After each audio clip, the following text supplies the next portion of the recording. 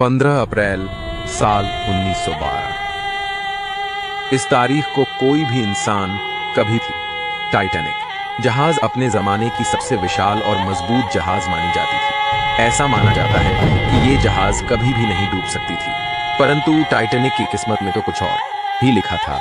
ये अपनी लाइफ की पहली यात्रा भी पूरी नहीं कर पाई और एक खतरनाक और दर्दनाक घटना का शिकार बनी। समुद्र में उपस्थित एक बर्फ की चट्टान ने टाइटैनिक के सफर में पूर्ण रूप से रोक लगा दी।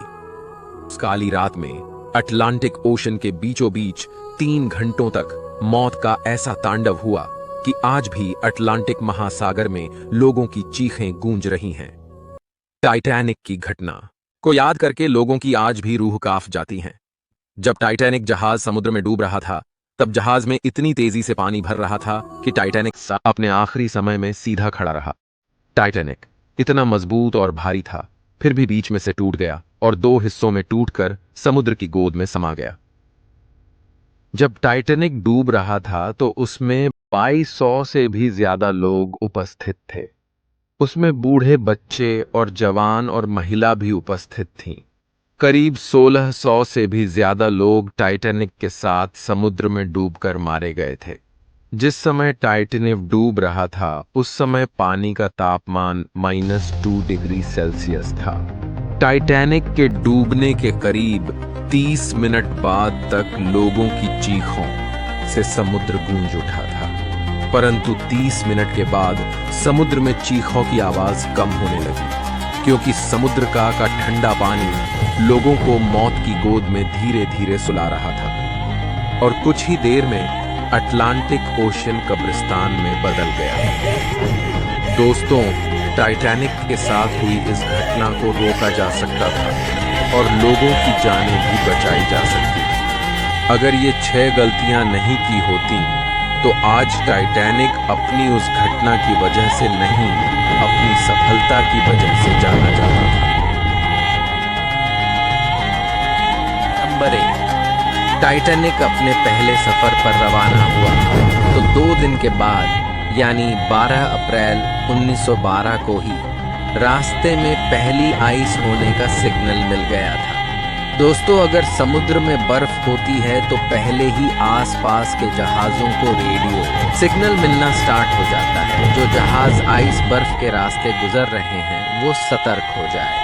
समुद्र में आइस बर्फ रास्ते में मिलना आम बात है।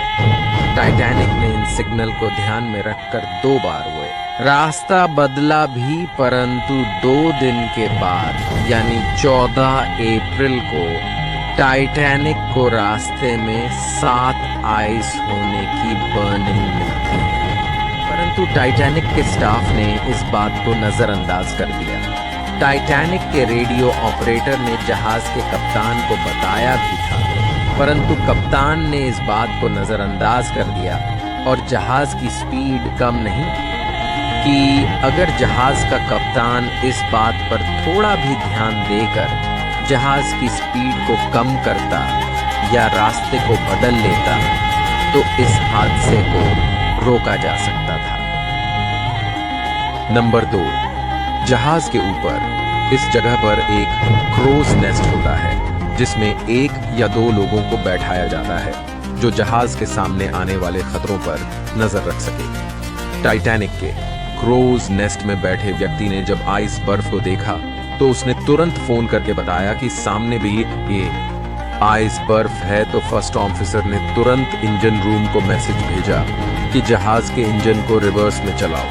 अगर आप जहाज के पिछले भाग को देखोगे तो इसमें 3 प्रोपेलर लगे होते हैं, जिनमें से भी मिडल में लगा हुआ है। बीच वाले प्रोपेलर के आगे इसे पतवार बोला जाता है। पतवार ही जहाज को लेफ्ट या राइट में मोड़ने का काम करता है, लेकिन ये पतवार तब और अच्छे से काम करती है जब मिडल वाला प्रोपेलर अच्छे से घूमता रहे। फर्स्ट ऑफिसर ने इंजन रूम को मैसेज भेजा कि जहाज के इंजन को रिवर्स में चलाओ। तो इससे हुआ ऐसा कि पहले तो जहाज के प्रोपेलर बंद हुए जो जहाज को आगे धकेल रहे थे, और फिर कुछ ही सेकंड में ये साइड वाले दोनों प्रोपेलर रिवर्स में घूमना स्टार्ट करते हैं। लेकिन पतवार की वजह से ये बीच वाला प्रोपेलर बंद रहा। एक्सपर्ट्स का मानना है कि अगर इंजन को रिवर्स में चालू नहीं किया जाता तो ये पतवार अपना काम अच्छे से करती, जिससे टाइटैनिक को आइस बर्फ के टकराने से पहले ही मुड़ा जा सकता था। तीसरी गलती, टाइटैनिक जहाज को उसकी तेज रफ्तार ने ही डुबो दिया। जब टाइटैनिक समुद्र में दौड़ रहा था तब उसकी रफ्तार 40 मीटर प्रति घंटे थी, जो टाइटैनिक जैसे जहाज के लिए बहुत है। टाइटैनिक के मालिक की ओर से जहाज के कप्तान को आदेश मिला कि जहाज को फुल स्पीड में चलाया जाए, ताकि टाइटैनिक अपनी भव्यता के साथ साथ तेज रफ्तार के लिए भी जाना जाए। इस वजह से टाइटैनिक का स्टाफ जहाज को पूरी स्पीड से आगे धकेल रहा था। ज्यादा स्पीड की वजह से जहाज के पार्ट डैमेज हो रहे थे। टाइटैनिक को इस तरह से डिजाइन नहीं किया गया था कि वो इतनी ज्यादा स्पीड सहन कर सके।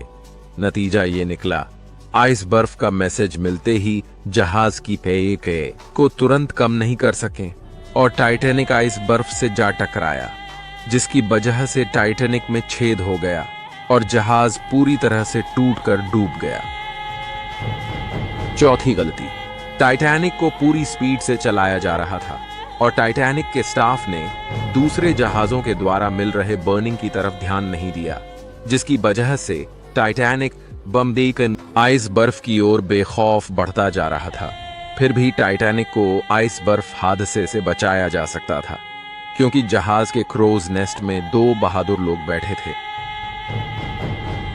आगे समुद्र में आने वाली हर एक मुसीबत पर नजर रखे हुए थे, लेकिन दूर की मुसीबतों माथे देखने के लिए इनके पास एक चीज ही नहीं थी, वो थी दूरबीन।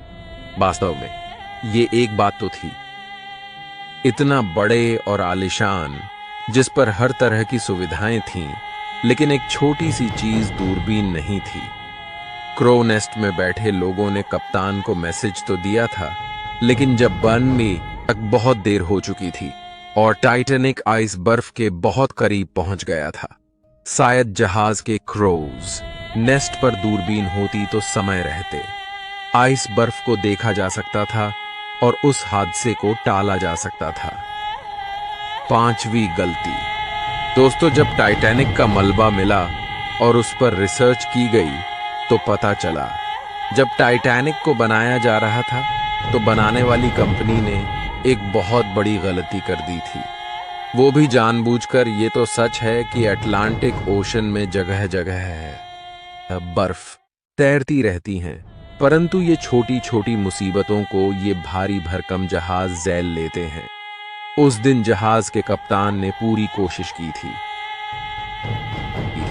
को बचाने के लिए स्पीड भी कम की और जहाज को बंद करके रिवर्स में भी चलाया।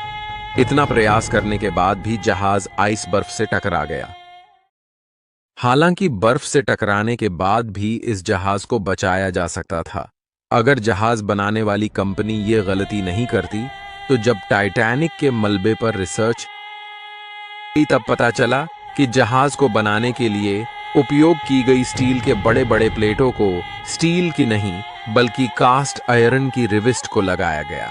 टाइटैनिक को बनाने वाली कंपनी ने ऐसा जानबूझकर किया क्योंकि कास्ट आयरन स्टील से सस्ता होता है और कास्ट आयरन नरम होता है, इसलिए जिस जगह पर आइस बर्फ लगी उस जगह की सारी रिविस्ट खुल गई, जिसकी वजह से स्टील की बड़ी बड़ी प्लेटें पानी के प्रेशर की वजह से उखड़ गई और जहाज में तेजी से पानी भरने लगा। अगर कास्ट आयरन की जगह स्टील को लगाया जाता तो जहाज को कम क्षति पहुंचाती और टाइटैनिक को डूबने से बचाया जा सकता था। छठवीं गलती, शायद ये कहना गलत नहीं होगा कि टाइटैनिक पर गलतियों की चैन बनती गई थी और इतनी गलतियों के बाद जहाज को डूबना ही था।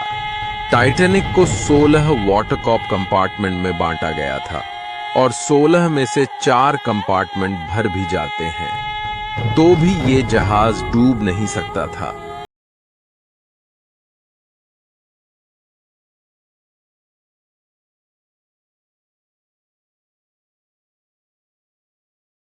डूबने से नहीं बचाया जा सकता है। धीरे धीरे जहाज में पानी भरता जा रहा था और पानी ऊपर से भी निकलने लगा था। इस जहाज को पूरी तरह डूबने में 2 घंटे 40 मिनट लगी थी। ये इतना समय था कि जहाज पर पैसे,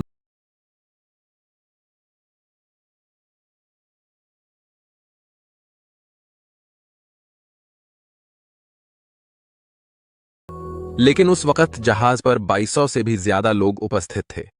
चारों तरफ भगदड़ मची थी।